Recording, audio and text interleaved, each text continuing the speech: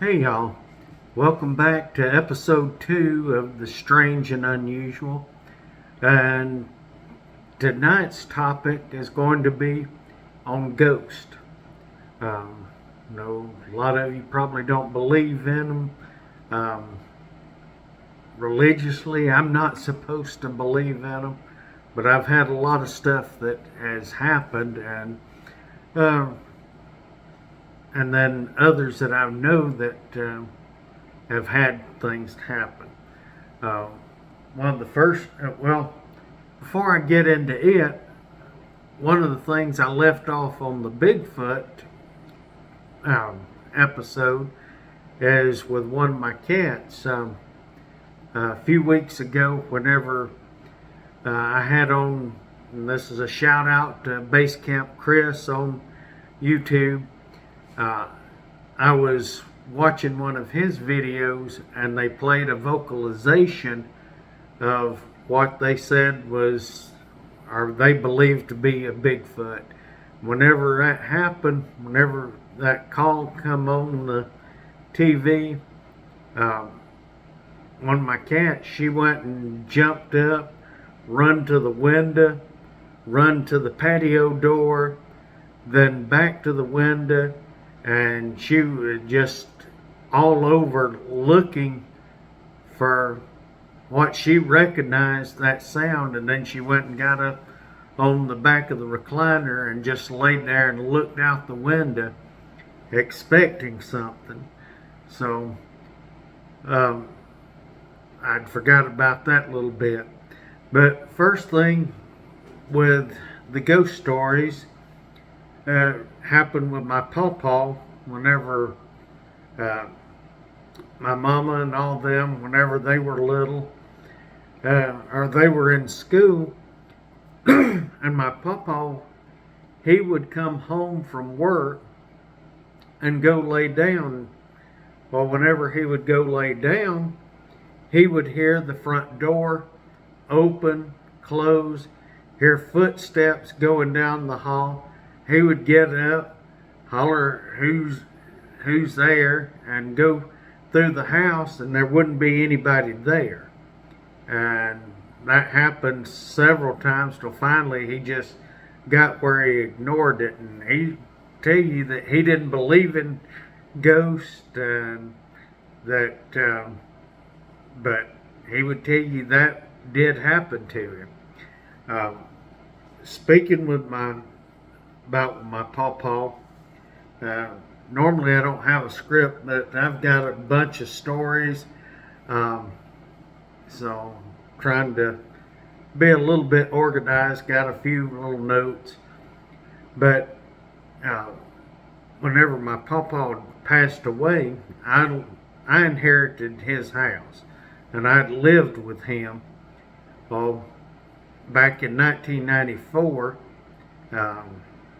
he went and passed away, and whenever he passed away, I was at the hospital with him, but I went and come home after all the family got there, and then just to get my mind off things, I sat down and started paying bills.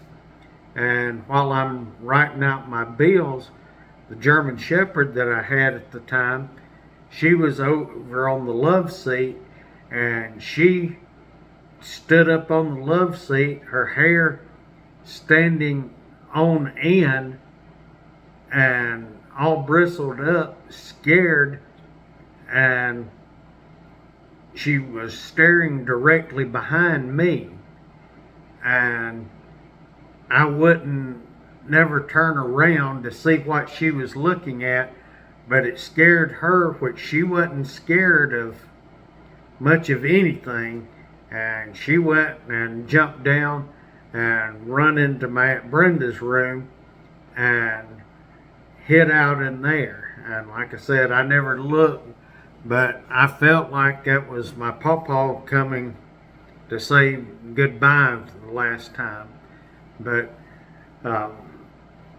had that to happen, and then back in 2011, my Uncle Paul passed away.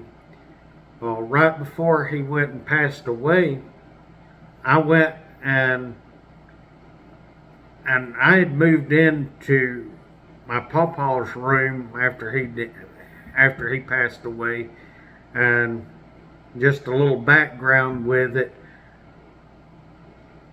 The bed or the room that I was sleeping in, my great grandmother passed away in that room. My grandmother passed away in that room, and in fact, she passed away on the same bed that I was sleeping on, different mattress and box springs, but it was still the same bed. And I had come home, I can't remember where from, but on my nightstand beside the bed, and I'm the only one who lives in the house, and I know that nightstand had been cleaned off since Pawpaw had passed away, but on that nightstand, whenever I got home, and this was like the day before my Uncle Paul passed away, that there was a card from Paul to my pawpaw wishing him happy birthday.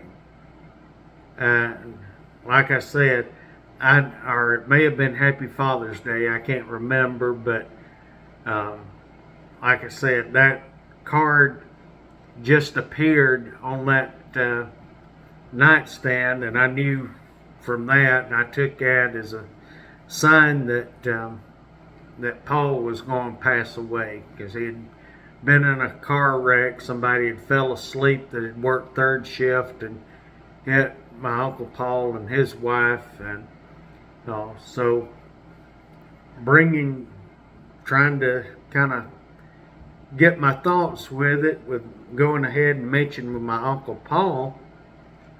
I don't know what year this would have happened, but in 1972, my Uncle Coot, that was his nickname, but he was shot and killed by his wife. And after he had passed away, I don't know if it was a year or two, how far out, but my Uncle Paul told us a story with, whenever I heard it the first time, it gave me goosebumps, because he said that him and two friends were going down the road, and they were in a 57 Chevy. My Uncle Paul, he was on the passenger side. A friend of his was driving. Another guy was in the back seat, and the door opened up on the car, and my Uncle Paul started falling out, and a hand reached and grabbed him, pulled him back in. He turned to the driver and said, "Thanks, man."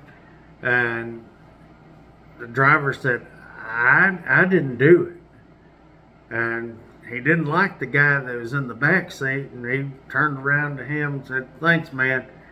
And he said, "Well, I didn't do it." He said, "Well, one of you had to, because y'all the only two in the car." They said, "Not a minute ago," and they had never seen or met my Uncle Coot, but they described my Uncle Coot being in the car, sitting in the middle, and reaching and grabbing my Uncle Paul and bringing him back into the car. So that's one of the things, and I don't believe he was making up that story. Which brings me to another story that of someone I worked with. She was talking about that her father had passed away. Well, she was going down I-20, the main interstate that run by Oxford, and as she was going down, all of a sudden in the middle of the road, she saw her father standing on the interstate, and she went and hit the brakes, and was slowing down, as she hit the brakes and was slowing down, her tire blew. And if she had been going at the speed that she was going, it would have probably flipped the vehicle and probably killed her. But had that, I'd heard that from, like I said, a friend of mine. And then with some personal experiences that I've had, I remember one time in high school, I guess about ninth grade, me and a friend of mine, we were walking around the old house. And background with the house was built in the 1880s. That's what the abstract that I've got, that was around one of the first entries, though. The first entry was where in 1833 the land was ceded to the state of Alabama by the Creek Indians. Well, me and my friend were walking around the house, and whenever we had went by the door that went up under the house where the lawnmower was, it was laying down on the ground. So I picked it up, and I know that I put it the right side up. But we walked around the house. Whenever we got back around, the door was upside down, and there wasn't anybody else around there that could have or would have turned that upside down. Then this was whenever I was working as a corrections officer. I was in my front hall, and whenever I say hallway, my old house was big. It's about 3,000 square foot. The regular rooms, they averaged 15 by 15. And whenever you come in the house, the front hall was 10 foot wide, 20 foot long. And then you had double doors that went into the back hall that was 10 foot wide and 20 foot long. So it's a big house. And I'm sitting in the front hall. At that time, my pawpaw was still alive, but he was in the living room watching TV.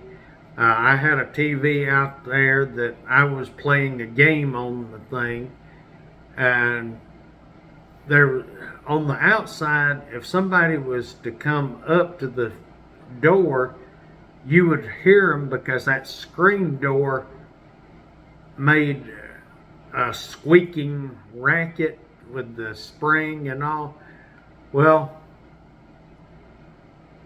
all of a sudden, as I'm playing the game, the front doorknob starts turning by itself.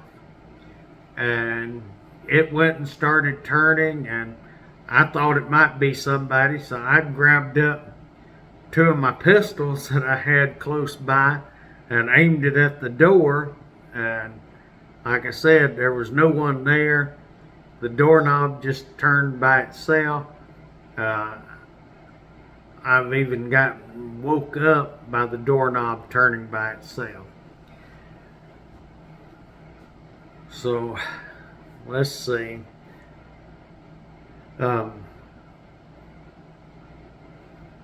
One other thing that had happened is my best friend Cliff, whenever he was still living at home, he went and always said that their barn was haunted. And I went, and you'd go in this barn, and no matter how hot it was outside, it would drop 10, 15 degrees. And he said that at night you could see lights around there. Well, I went and stayed one night till about midnight watching movies with him. Well, I got in my car to go, and as I'm leaving out the driveway, I get a freezing cold that come on my left side of my neck and then went down the side of my body, and I cranked up the heat. The rest of me was burning up, but that, my neck and side, they just stayed cold. And I got home. Whenever I got home, went to bed, sit on the side of the bed like normal, pull my house shoes off, and the house shoes would have been straight in front of me with me sitting on the bed. Well, went to sleep. Later in the night, I had to get up, go to the bathroom, and whenever I went to put them on, they had switched. The shoes were at the opposite side, so I'm like, maybe I kicked them or whatever. So whenever I got back, made sure how they were on the floor. Well, the next morning, whenever I got up, they were turned sideways. So a week or so later, I went back over to Cliff's house, and whenever I was over there, I went, and whenever I went to leave, I went and started feeling that cold, freezing thing on the neck going down my side, and I went and said, all right, you're not going with me this time. Get out now. And whenever I said that, I started warming up. Then it went right back to freezing, and I said, no, I told you, get out now. And whenever I said that, it warmed up, and I didn't have any problems that night or any time. I've got several more stories that I won't. One of them is long, so I'm looking at my counter and I'm already at 18 minutes. So I will do a part 2 on the ghost stories because I don't want to go way above with time. But hope you enjoyed these stories. If you did, please give me a like, share it to others that you think would be interested in these kind of stories. And if you haven't subscribed to my channel, please subscribe. It helps me out. I really do appreciate it. I appreciate all my loyal viewers that watch all the home videos, and I appreciate all of you out there. Hope you take care. God bless you. Hope y'all have a great night, great upcoming week, and we will see you on the next one. Bye for now.